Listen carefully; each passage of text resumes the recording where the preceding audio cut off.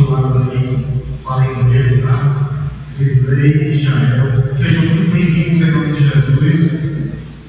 Estão na casa de Deus, um privilégio recebê-los nessa noite. Pai, Filho, Jael e Frisley, sejam muito bem-vindos em nome de Jesus. Somos amigos de Flávio, soldado Flávio. Meus irmãos, Hebreus 12, daremos continuidade. Hebreus 12, nós conseguimos terminar o verso 5, Hebreus 12, nós vamos ler do 4 até o 13, Hebreus 12, do 4 ao 13, onde eu vou ler os pares, gostaria que os amados lessem os ímpares, vamos fazer essa leitura alternada, como é costume na nossa igreja. Lembrando que nosso tema é a disciplina de Deus. Disciplina de Deus é um ato de amor. Toda disciplina, toda correção de Deus é um ato de amor. Ele não deixa o filho dele fazer o que ele quer. Porque se ele deixasse, nós não estaríamos aqui nessa vida. Então Deus, ele nos ama, ele nos disciplina, ele nos corrige. E essa disciplina é um ato de amor. Hebreus 12, 4 ao 13. Amém? A palavra diz assim: meus pais, na luta contra o pecado, vocês ainda não resistiram até o sangue.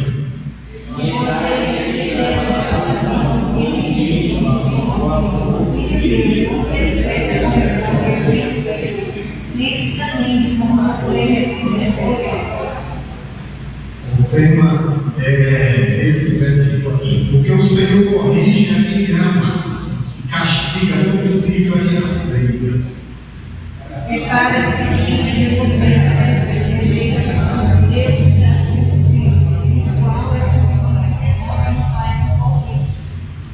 Mas se estamos sem correção, da qual todos se tornaram participantes, então vocês são bastardos e não filhos.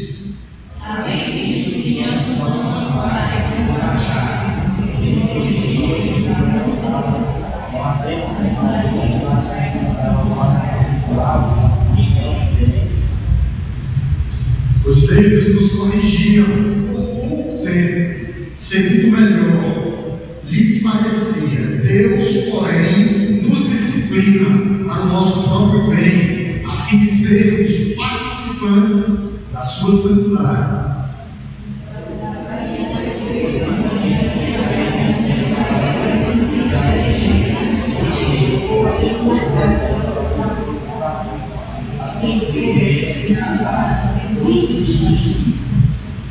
Por isso, levantem as mãos cansadas e fortaleçam os joelhos vacilantes.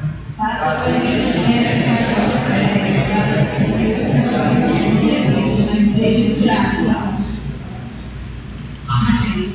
Nossa, gente, Jéssica pode ligar para Deus, alguém está passando mal dela. Por favor.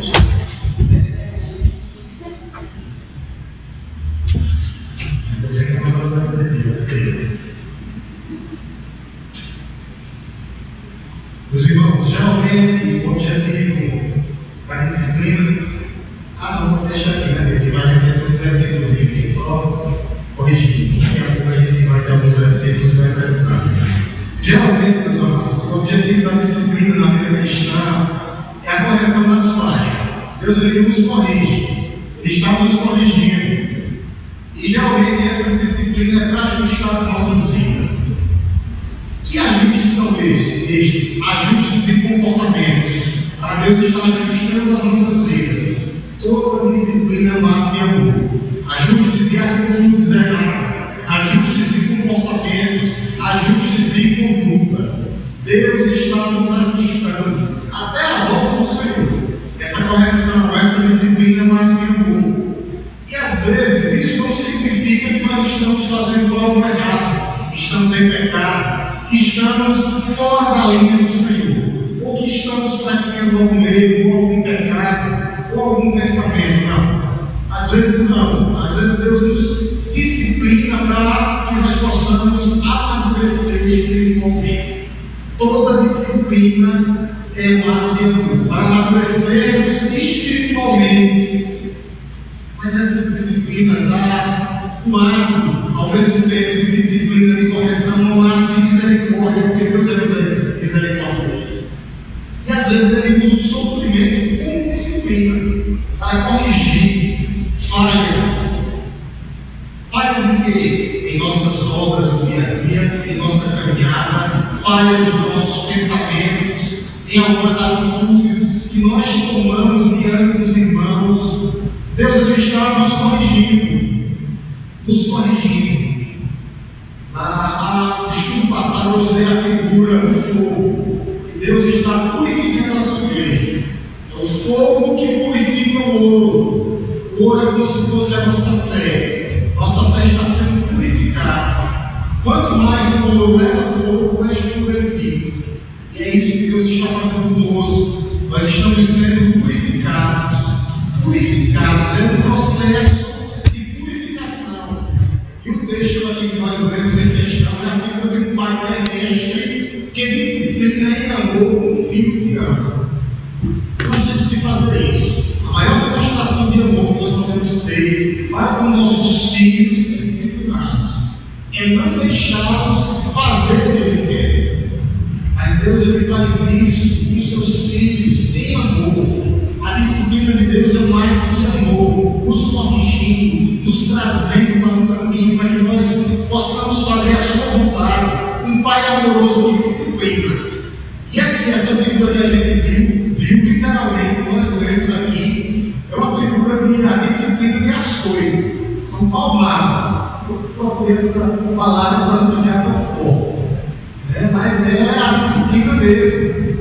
De Deus disciplinando com ações, porque Ele nos ama. Isso para criar trauma na mente do filho humano. Ao contrário, é para que nós possamos crescer, amadurecer espiritualmente. Deus ele está fazendo isso. Não é um caso brutal, não é um caso de amor. É um ato de amor. Toda disciplina é um ato de amor. Deus está revelando, quando Ele nos disciplina, o seu amor por nós. A preocupação do Pai, que ama, que disciplina, que corrige. Eu até brinquei. É criar o estudo passado. Quer criar um filho mal criado, deixe ele fazer o que ele quer. Não corrija. Entregue ele. Deixe ele fazer o que ele quer.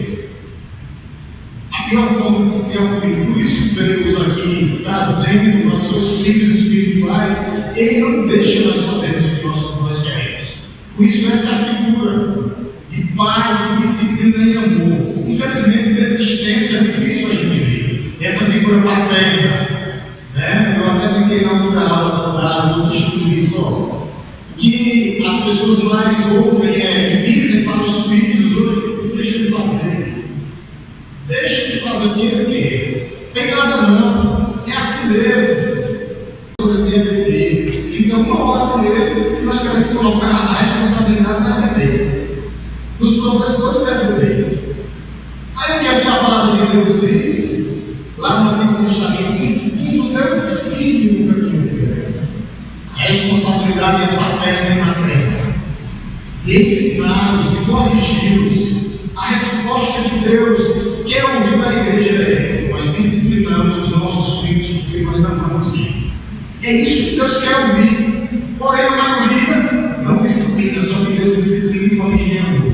A maioria não repreende, Deus repreende em amor. Os filhos não se sujeitam às orientações maternas e paternas. A mulher tem dois lados, cara e coroa.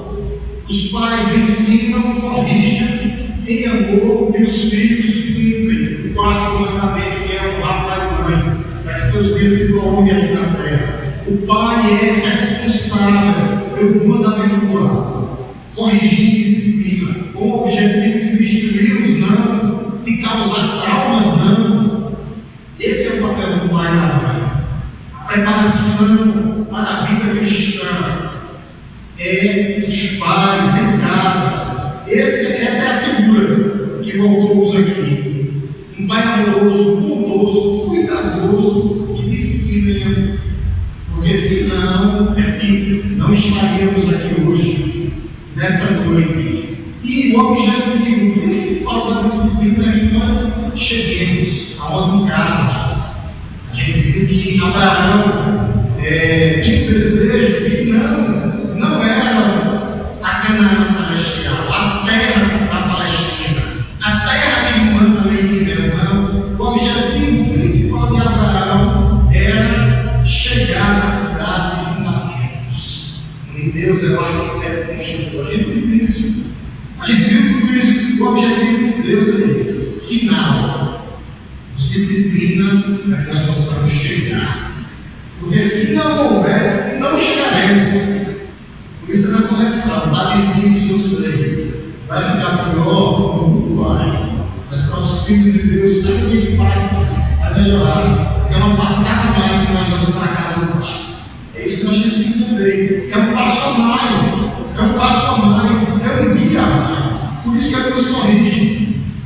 A gente viu ali que a gente vai ver 5 atos sobre a disciplina. E 5 atitudes que nós temos que tomar diante desses atos que Deus deixou para nós. Tá? Quando nós estivermos sendo disciplinados, às vezes vai doer, vai chegar ao sofrimento, literalmente. Mas nós temos que continuar. A intenção do autor era que esses homens não olhassem para trás, não abandonassem a Cristo, não voltassem aos velhos rudimentos. Eles estavam com os deles sendo tomados, espoliados, como o autor gosta de dizer aqui, tomados literalmente, ameaçados por causa da sua fé. A gente já vê isso hoje em alguns países. Tem a gente lá 10:40, depois vocês entram no Google. Todo dia morrem vários cristãos. Ainda hoje a religião mais perseguida do mundo é o cristianismo. Aí Jesus diz: eles perseguiram a mim, perseguirão vocês também. Perseguirão vocês também. Então nós temos que ficar firmados, não olhar para trás. Velha vida, e nesses homens aqui queriam olhar, queriam voltar para a lei de Moisés. E o autor diz não. Então, no primeiro lugar que vou terminar a passada agora, o versículo 4, que é a nossa luta contra o pecado. Ele diz ali no verso 4, a luta contra o pecado. Essa disciplina é porque para que nós venhamos a perseverar. Porque há uma luta contra o pecado. Eu falei sobre isso. Eu dei uma ênfase de quase 40 minutos nisso aqui. Porque é muito rico esse versículo 4 e 5. Haverá uma luta. O que é que causa a separação entre o homem e Deus? O pecado. Então eu dei uma ênfase grande nisso. O pecado nasce, é incrédulo. E está acontecendo uma coisa também, que hoje é um fato dentro das igrejas modernas: a apostasia. Conheceram a Deus, experimentaram o Espírito Santo, e depois, abandonam a igreja de Deus. Aí vai para onde? O escritor de Hebreus diz: para esses que chegam a apostatar desse pecado, não tem mais jeito para eles. Por isso, essa carta da perseverança dos santos, nós temos que perseverar. A perseverança dos santos vem acoplada com a graça de Deus. Mas eu tenho o papel dela. Eu tenho que perseverar. A gente viu, eu falei um pouco sobre as consequências do pecado, que causa a separação entre o homem e Deus, e o salário do pecado, que causa a morte espiritual. E ele vai dizer, na luta contra o pecado, esses homens passavam por agonia. A palavra lá, luta, no grego é agonia. Eles estavam agonizando, mas estavam lutando contra o pecado. O autor diz: mas vocês ainda não resistiram até o sangue. Vocês já lutaram, mas vocês ainda não foram mortos, como muitos de nós somos. Muitos foram mortos, inclusive os heróis da fé. A base aqui é os heróis da fé. Homens que foram mortos. Por quê? Porque creram em Jesus Cristo. O exemplo do capítulo 11 todinho, homens foram. A gente viu, nós passamos quase 2 meses no capítulo 11. E a gente viu homens que foram apedrejados, cegados ao meio e mortos à cruz. Mas esses homens nunca desistiram de Cristo. E ele aqui no capítulo 12, verso 12, ele traz um exemplo de Cristo. Qual que é aquele Cristo? Verso 2, capítulo 12, verso 2, voltando. Olhando firmemente para o autor e consumador da fé, Jesus, o qual em troca da alegria que lhe estava proposta, suportou a cruz, sem se importar com a ignomia, com a vergonha, e agora está sentado à direita do trono, é que termina. Portanto, pense naquele que suportou tamanha oposição dos pecadores contra si mesmo, para que vocês não se cansem nem desanimem. O autor aqui diz: olhe para o exemplo maior. Os heróis da fé servem de exemplo, mas o exemplo maior é Cristo, que suportou o quê? A cruz, para nos substituir. Esse é o maior exemplo. Jesus, ele falou uma lista de heróis da fé: Noé, Enoque, Abraão, Isaac, Jacó. Mas ele diz: o exemplo maior é Jesus Cristo. Homens e mulheres aqui, que ele vai dizer aqui que vocês ainda não chegaram até o sangue, no verso 4. Vocês ainda não chegaram até o sangue. Literalmente ele está dizendo: vocês tomaram bem de vocês, estão perseguindo vocês, mas vocês ainda não foram mortos por causa de Cristo. Essa é a grande explicação que o autor traz sobre a disciplina de Deus. Então nós temos que repensar as nossas vidas. E às vezes parar de reclamar, às vezes parar de murmurar, às vezes parar de se maldizer, ser maldizente, querer mais em Deus. Olha o que esses homens passaram. Por isso que o autor, a pecado dele aqui todinha da carta: não desanimem, não retrocedam, não olhem para trás. Olhem para Cristo, que é o autor e o consumador da nossa fé. Sejam perseverantes até a morte. Por isso ele diz: filho meu, ele dá 3. No verso 5, o que ele diz? Só para repetir, a gente entrar no verso 6, sabe? O que ele diz? Verso 5: e vocês que se esqueceram da exortação que lhes é dirigida como a filhos meus, não despreze a correção que vem do Senhor, nem desanime quando você é repreendido por ele. E deixa alguns exemplos para a gente aqui não desanimar. O autor faz aqui uma citação que eu gostaria, eu não vou repetir, porque eu estou passando a gente fala em Provérbios 3, os irmãos de uma vida lá, Provérbios 3, 11 e 12, senão a gente vai demorar um pouco. Então o autor faz uma exortação para não esquecermos das advertências. O que ele diz? E vocês? 3. O que ele diz? No verso 5, versículo 5. E vocês se esqueceram da exortação, e sabiam que nós não devemos nunca esquecer as exortações que Deus faz com nós. 3 reações que nós não devemos ter. 3 reações erradas que os filhos de Deus têm. A primeira é esquecer. Geralmente nós esquecemos as correções de Deus. Aqui literalmente o autor está dizendo: preste atenção no que Deus está falando ao seu coração.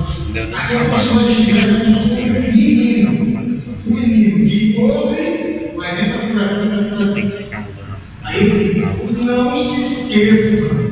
Essa é a primeira exortação. Não se esqueçam do que eu estou falando ao seu coração. Você lembra do que você já passou na sua vida pregressa, na sua vida anterior, antes de você conhecer Cristo, ou até mesmo você como crente, as dificuldades que vocês estão passando. Não se esqueçam disso. Não se esqueçam quais os motivos que Ele nos traz para que nós venhamos a pensar nisso. Às vezes, por que é que nós estamos passando por sofrimento, por adversidades?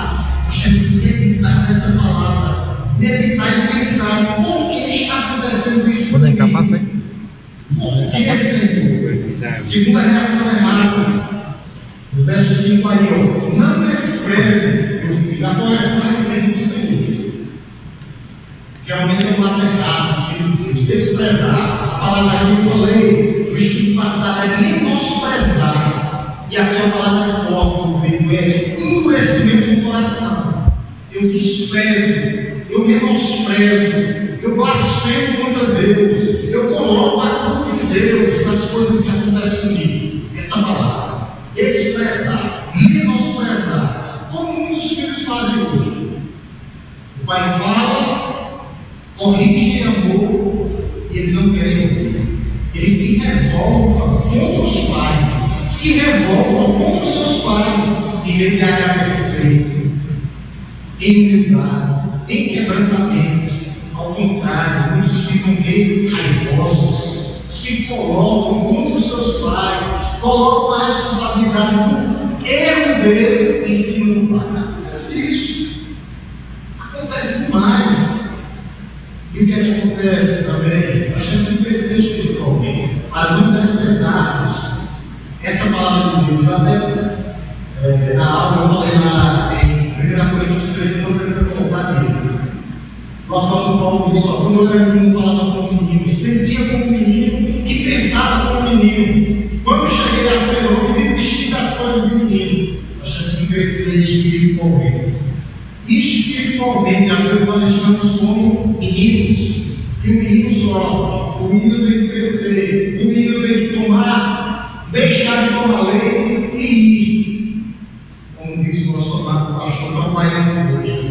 Homens e mulheres adultos que às vezes amadurecem, crescem, não amadurecem adequadamente, não amadurecem diante de uma sociedade, em ambientes familiares, são meninos.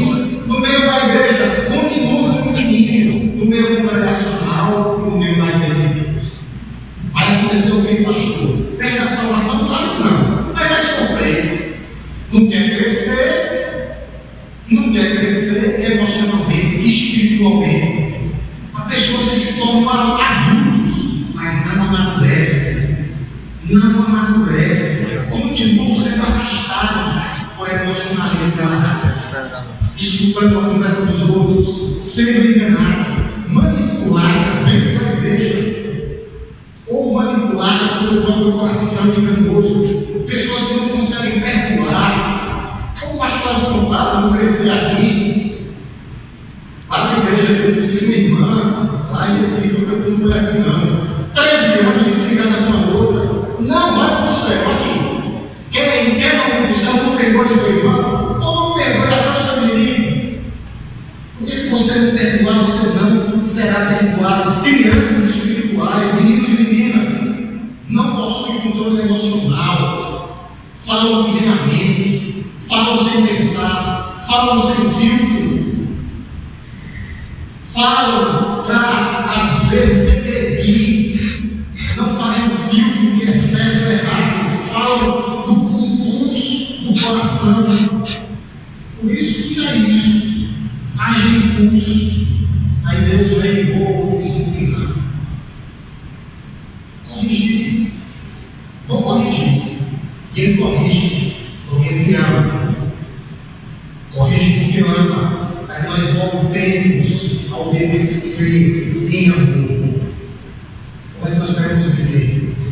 Como Hebreus 5,13, no ler e sendo inexperiente, como crianças, Hebreus 5,13, ou nós queremos viver como Hebreus 5,14, Hebreus 5,14, comendo alimento sólido,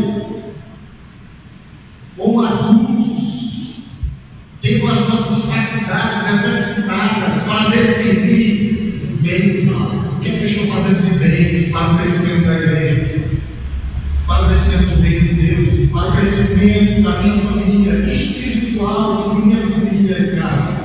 O que é que eu estou fazendo? Outra atitude errada que dá para me fechar no verso 5, ele diz: não desanime quando você for repreendido. Não desanime quando você for repreendido. Verso 5. Verso 5. Não desanime. Não desanimar. São pessoas que ficam desanimadas, perdem o ânimo. Está sendo corrigida. E a correção do lado de hoje já viu isso. Pessoas que queriam desistir. Pessoas pessoas que às vezes lamentam, murmuram, ou às vezes abandonam a igreja, querem botar tudo na igreja, querem colocar tudo no pastor, tem desânimo espiritual também, pastor, desânimo espiritual, tem matado igrejas, matou na Europa, desceu matando nos Estados Unidos, está chegando, porque aí Deus vai remover a igreja. Não quer comandar lá para a China, onde tem percepção.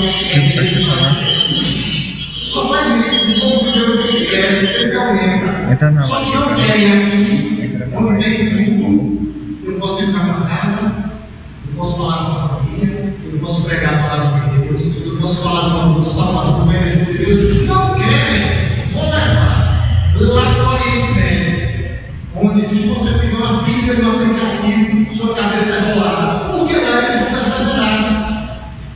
Vão perseverar. É isso que Deus faz. Como você percebeu no demônio? Candeeiro está com dele.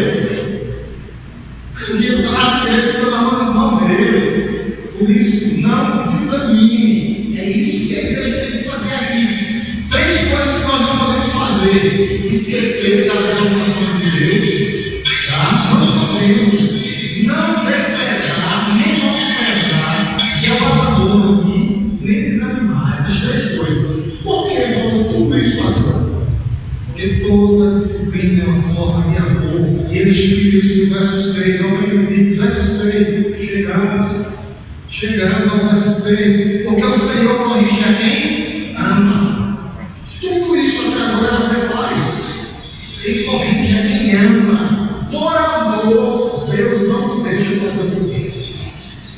Por amor, o pastor não vai fazer por quê? Verso 6 é o que? Capítulo 6. Por amor, Deus não deixa nós fazermos as coisas. Eu também sei, porque quando Se nós você temos acompanha. isso no nosso coração, vai ser do meu jeito, ele disse, não, vai ser do meu em amor, porque o Senhor corrige a quem ama. Se ele não fizesse isso, a gente estaria enganando você. É Deus. Às vezes, a disciplina, os ações, as palmadas de Deus acontecem, sempre acontece, porque esse Pai, ele corrige em amor. E é assim na vida. Aqui ele está pegando um exemplo do Pai. Ele corrige, às vezes você não está entendendo, nem eu, o sofrimento, a dor, a perda da morte, um acidente, uma tragédia, a calamidade quando chega. É difícil, não é fácil. Não é fácil.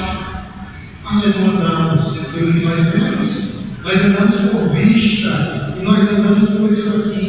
Então, se aqui diz que toda disciplina é uma forma de amor e ele corrige a quem ama, nós temos que viver por ela.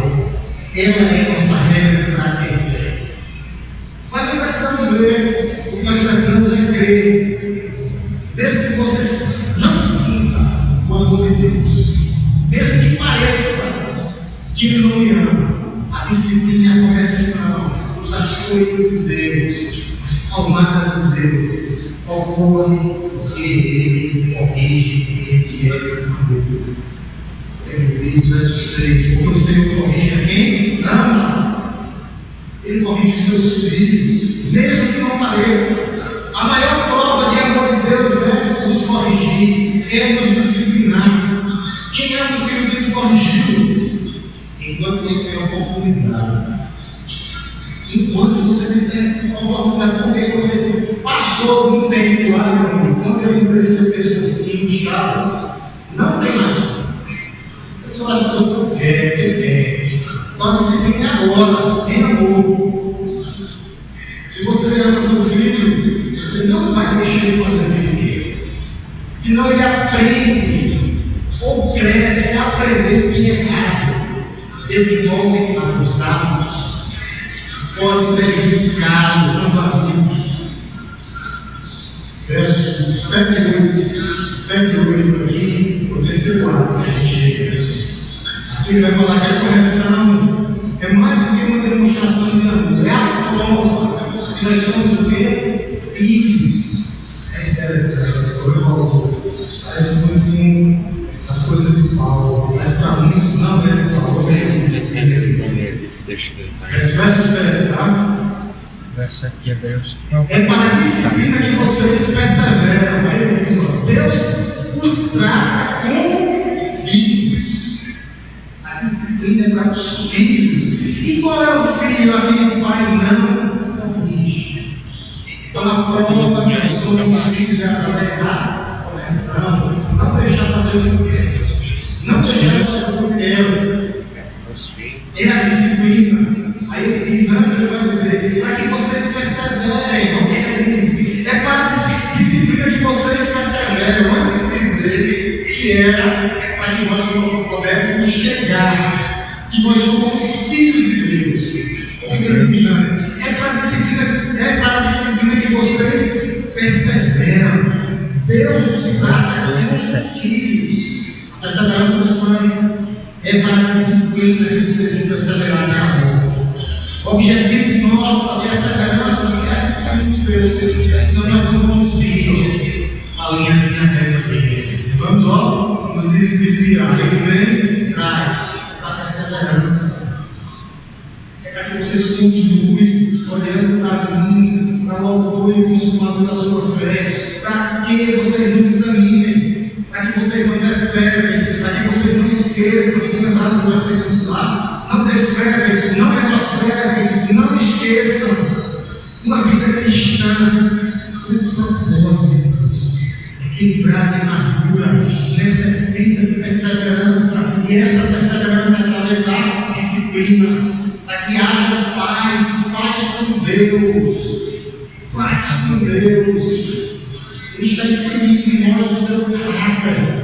É isso que Ele quer dos seus filhos. Ele está imprimindo em nós o seu caráter, para que nós cresçamos, amadureçamos nele, por Ele, para Ele. É isso, a perseverança dos santos. Você vai perseverar até a morte.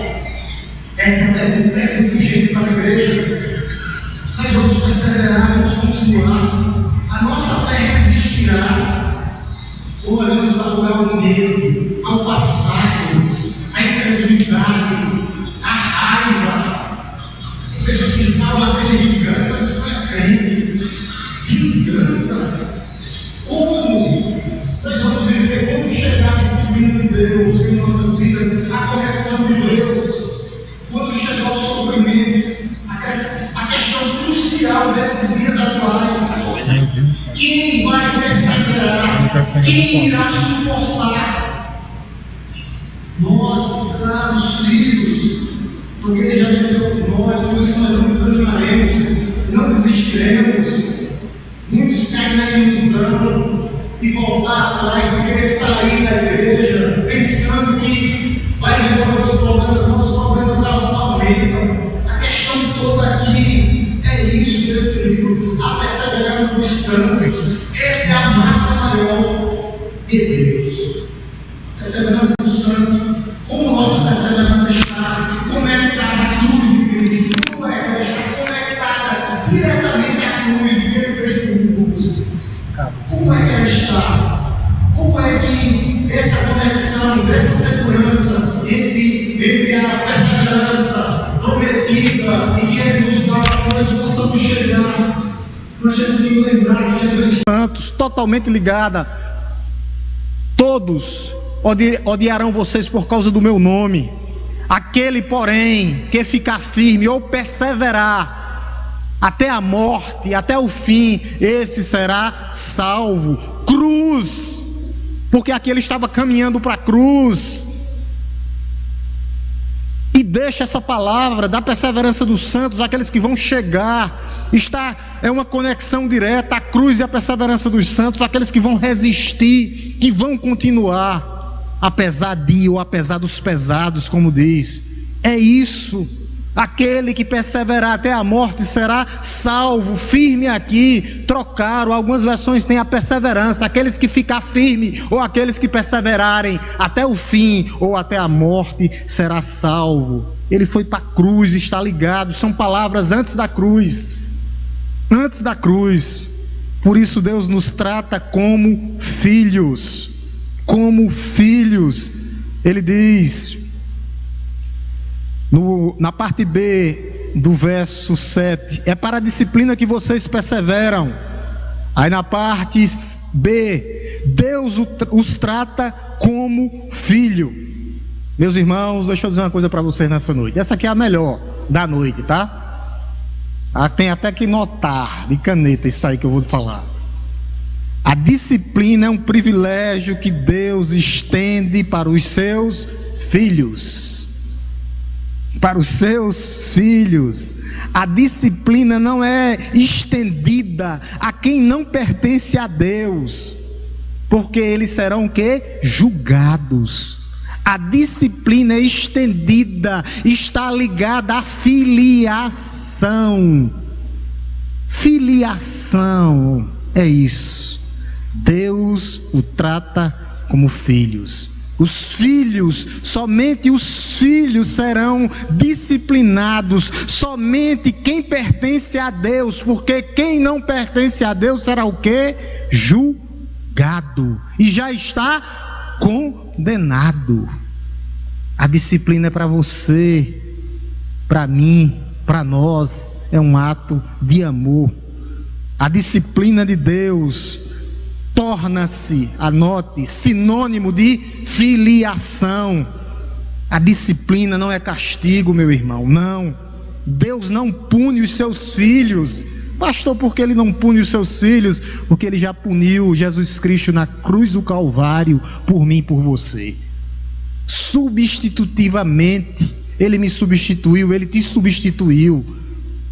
A disciplina é correção, é um ato de amor. Deus não pune os seus filhos, porque Ele já puniu Cristo na cruz, a cruz do Calvário. A cruz nos substituindo, derramando a sua ira sobre Cristo, lançando sobre Ele os nossos pecados e lançando sobre nós a sua justiça. É isso. Ele foi feito maldição para que você fosse feito bendito. Bendito do meu Pai, tu és. Você, é você mesmo, bendito. Bendito.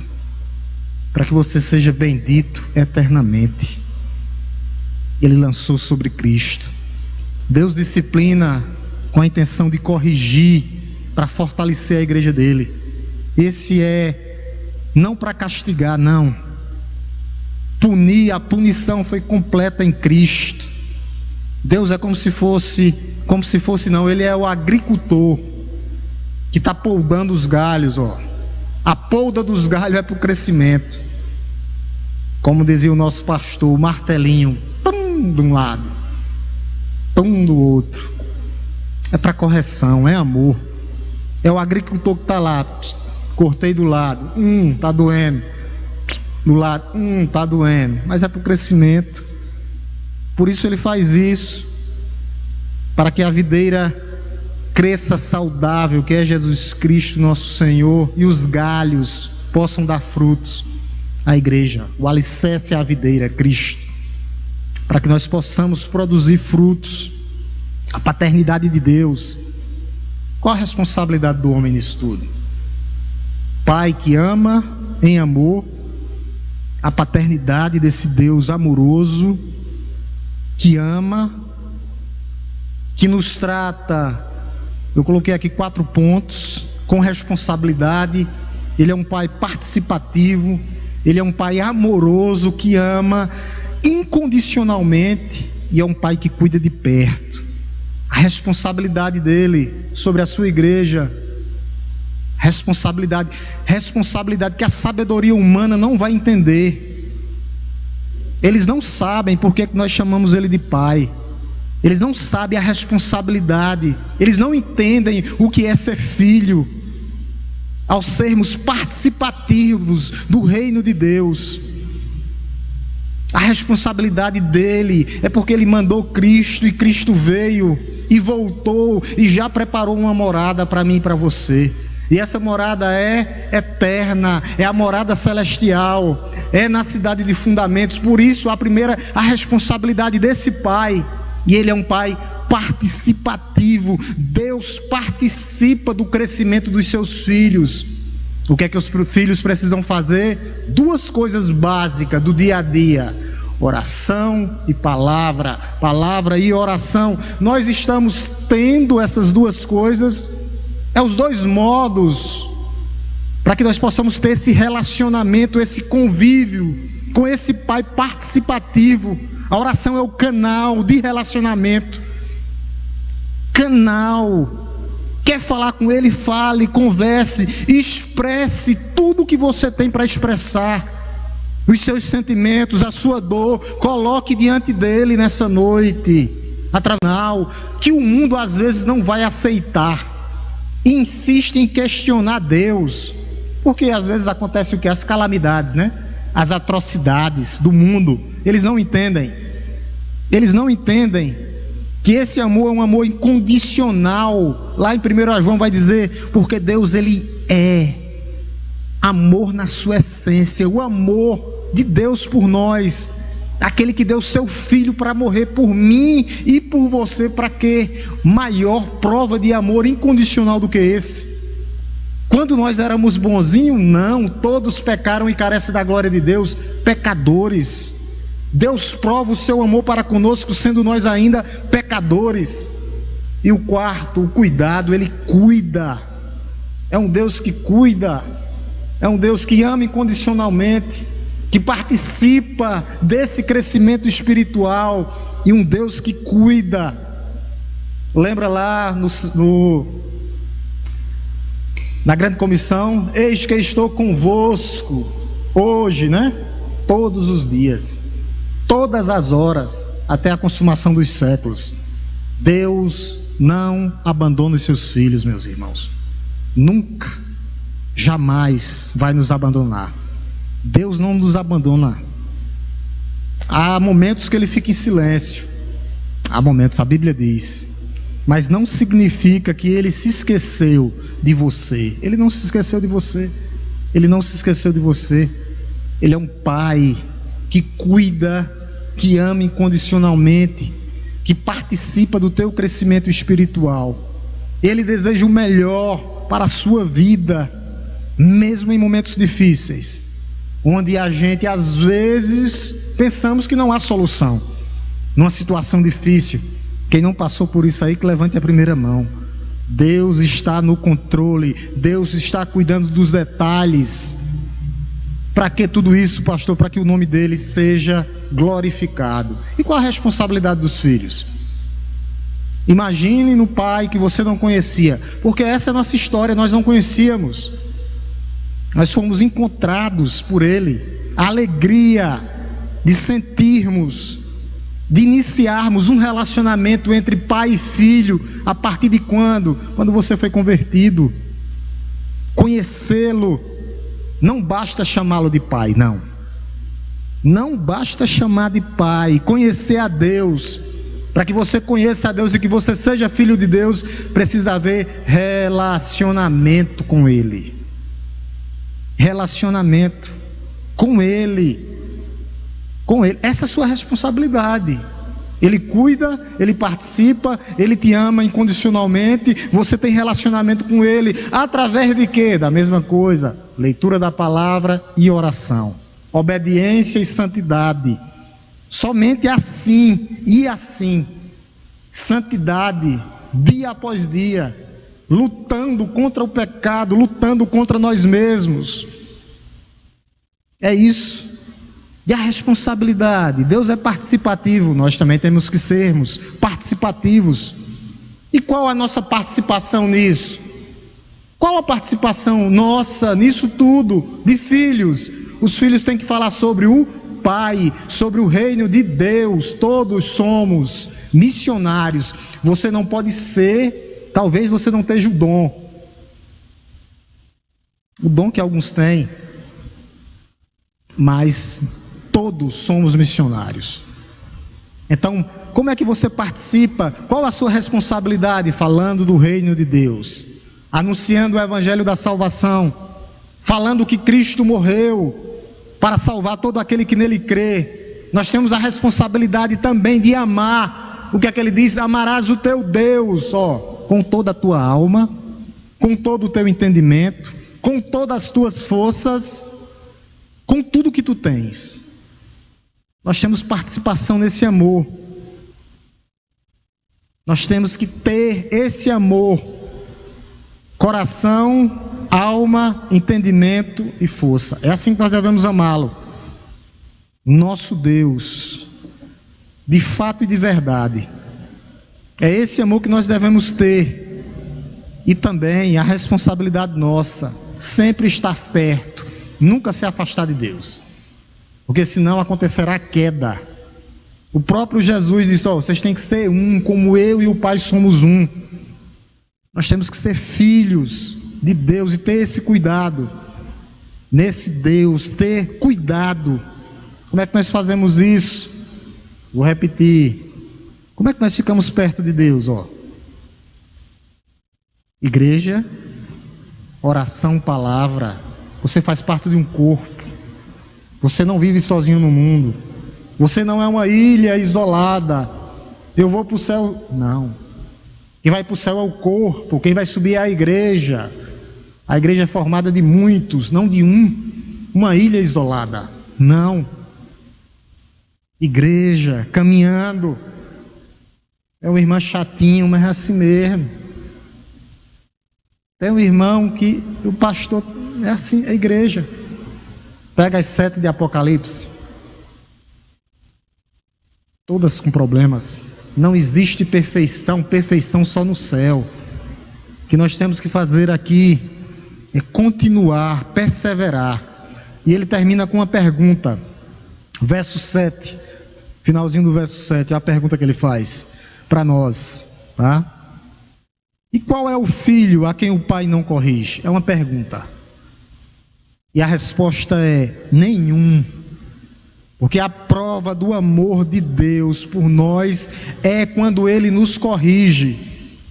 Porque senão nós seremos o quê? Bastardos, não filhos. Qual? A pergunta dele aqui no finalzinho do verso 7. Qual? E qual é o filho a quem o pai não corrige? A resposta é nenhum. Nenhum. Porque ele ama e ele corrige. Porque ele dá a resposta no verso 8, dizendo: mas se estão com essa correção da qual todos se tornaram participantes, se não estiverem com ela, então vocês são bastardos. O filho é aquele que será disciplinado e corrigido em amor aqui. Mas se estão sem essa correção, não é filho. O autor me ajuda muito. Da qual todos se tornaram participantes. Os verdadeiros filhos se tornaram participantes. Mas os não, então vocês são bastardos e não filhos, se não estiverem na correção, se não estiverem na disciplina. Em amor, é um ato de amor para podermos prosseguirmos. É isso que ele está dizendo aqui. A pessoa que não passa pela correção não é filho de Deus, é um bastardo. É um bastardo. A pessoa pode até se enganar aqui, agora. O maior engano do crente aqui agora, qual é? Imaginando que a vida é bela. Flores e flores e flores. Aí começam a cometer erros, pecados. Aí a prova vem. Aí vivem no mundo de ilusão, que tudo será perfeito, perfeição só no céu, imaginando que tudo está indo bem e continuará bem. Isso é um mundo de ilusão.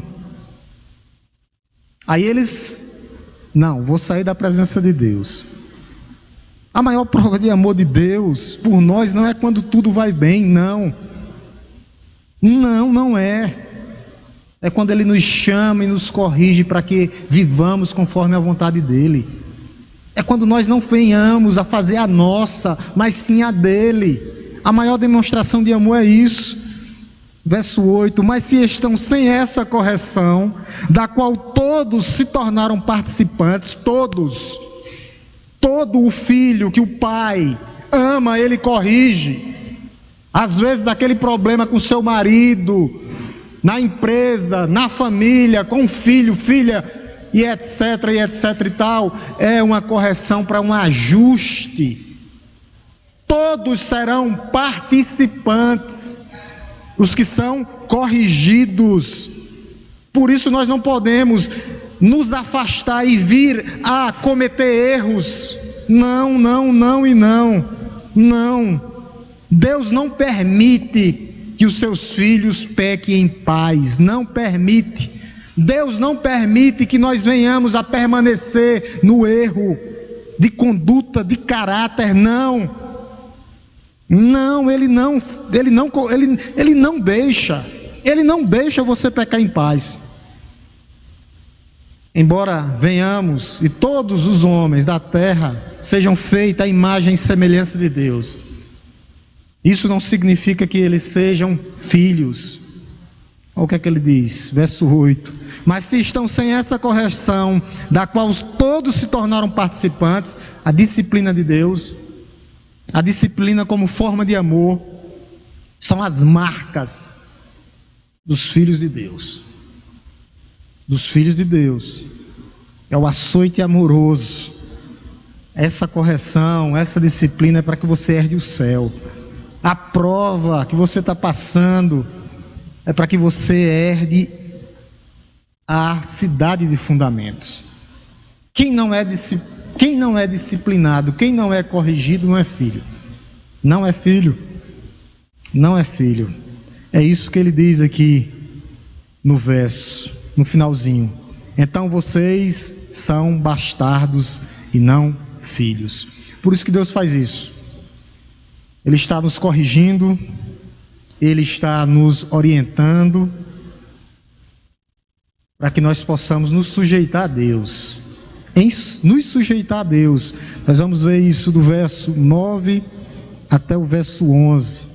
Vamos ver se a gente consegue terminar. Ele diz assim, só vou ler o verso 9 para vocês entenderem. Além disso, tínhamos os nossos pais humanos que nos corrigiam e nós os respeitávamos. Será então que não sujeitaremos muito mais ao Pai espiritual para vivermos ou vivamos? É isso.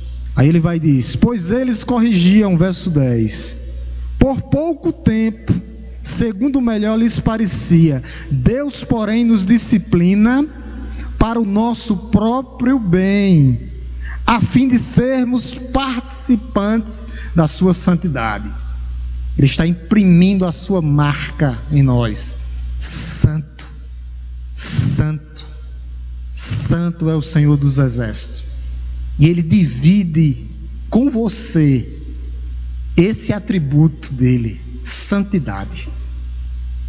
O que é que ele diz lá? Ser santo porque eu sou santo, separado para Ele, separado do mundo, separado das inclinações, separado das nossas paixões.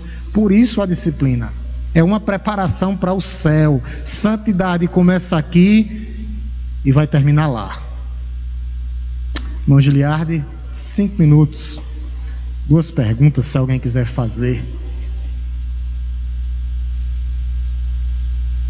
A gente vai prosseguir do verso 9 ao verso 11. Vamos ver se a gente consegue. Pelo jeito, alguém quer fazer alguma pergunta? Os nossos visitantes, se quiserem fazer alguma pergunta, se eu não souber, Salete está aí do lado, esposa de Fábio, ela responde, viu? Jael. Ou então o irmão aí, que está na frente aí. Se não há, a gente vai orar e vamos para casa. Todo mundo entendeu, né? Porque o estudo é muito bom, o autor vai dando ponta a ponta e a gente vai prosseguindo. Disciplina, lembrando que toda disciplina, só para nós encerrarmos, é um ato de amor. Deus corrige e disciplina ao filho porque Ele ama, para que nós não venhamos fazer o que nós queremos, para que Ele possa imprimir santidade no nosso coração, para que nós possamos herdar o céu. É o céu que nos aguarda. Curvemos nossas cabeças e vamos orar em nome de Jesus. E louvamos Deus Todo-Poderoso, Criador dos céus e da terra. Te bendizemos nessa noite, E agradecemos, Pai, pelo Teu cuidado, porque o Senhor nos ama e nos corrige. O Senhor não nos deixa fazer o que nós queremos, ó Deus, mas a Sua disciplina, ó Deus, a Tua disciplina, ó Pai Santo, é um ato de amor. O Senhor está fazendo isso porque nos ama. Às vezes dói, ó Pai, mas nós sabemos que no final todas as coisas cooperam para o bem daquele que Te amam. Nós sabemos que o Senhor está imprimindo, ó Deus, santidade dia a dia em nossos corações. Ó Deus, que nós possamos, ó Deus, perseverar, como nós olhamos aqui nesse trecho aqui, ó Deus. Perseverar até a morte e continuarmos firmes no Senhor. Não fazer como muitos, ó Deus, que já vieram, participaram da Tua casa, tomaram a ceia do Senhor, mas hoje estão afastados, ó Deus. Que nós possamos, ó Deus, através do Teu Santo Espírito, estarmos fortalecidos dia a dia, para que nós venhamos perseverar até a morte, para que no final nós venhamos a receber a coroa da vida. Nós já sabemos, ó Deus, que o Senhor, nós lemos aqui, ó Deus, é o autor e o consumador da nossa fé. O Senhor começou e o Senhor vai finalizar a boa obra nas nossas vidas. Mas nessa parte de santidade, ó Deus, nós temos responsabilidade.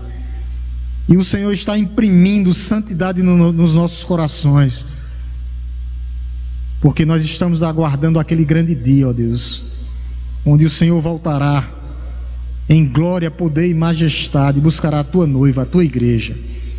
A Tua noiva está sendo preparada, ó Deus, sendo corrigida, disciplinada em amor.